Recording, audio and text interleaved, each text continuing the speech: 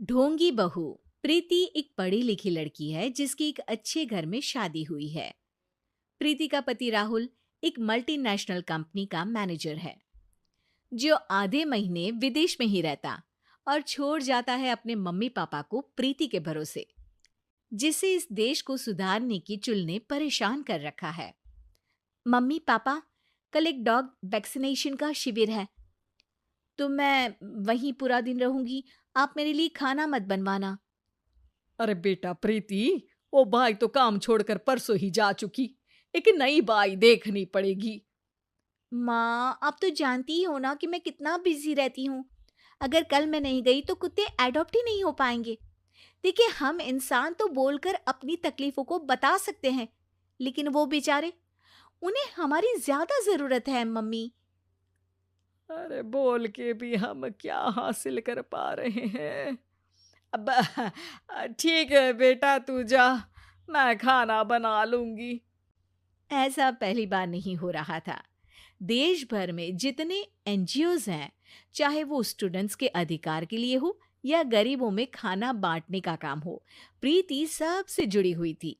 रोज कहीं बाहर ही रहती थी, एक शिविर में नहीं तो दूसरे में, और छोड़ जाती थी अपने सास ससुर को उनके खुद के भरोसे।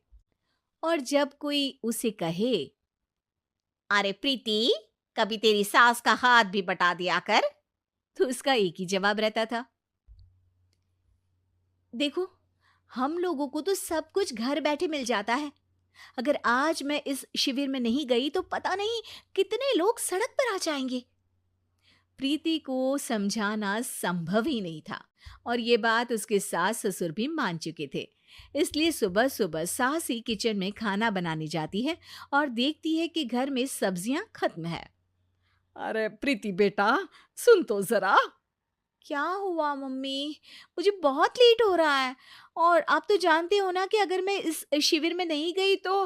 हाँ हाँ, कुत्ते अडॉप्ट ही नहीं हो पाएंगे, सब जानती हूँ। अरे पर घर में सब्जियां खत्म हो गई है।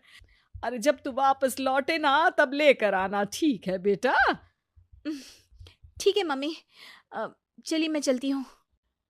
और हर बार की तरह प्रीति अपनी पार्टीज और आफ्टर पार्टीज में इतनी बिजी रह गई कि सामान लाना ही भूल गई। बात केवल सब्जियों की नहीं थी, लेकिन प्रीति हर रोज किसी नए शिविर में निकल जाती थी, अपने सास ससुर को अकेला छोड़कर। एक हफ्ते बाद प्रीति के ससुर जी के हाथ में दर्द होने लगा। अरे बेटा प्रीति, पापा जी के हाथ में बहुत दर्द हो रहा है। आज इनको डॉक्टर के पास लेकर जाना पड़ेगा। "अम, ठीक है माँ, आप हो आओ, मैं बाहर ही खा लूंगी।" अरे बेटा, मैं कैसे ले जाऊं? ये काम तो हमेशा राहुल ही करता था, और मुझे तो डर है कि कुछ ज्यादा बड़ी बीमारी ना हो जाए। उफ़ो! आज मुझे मेडिकल शिविर में जाना है।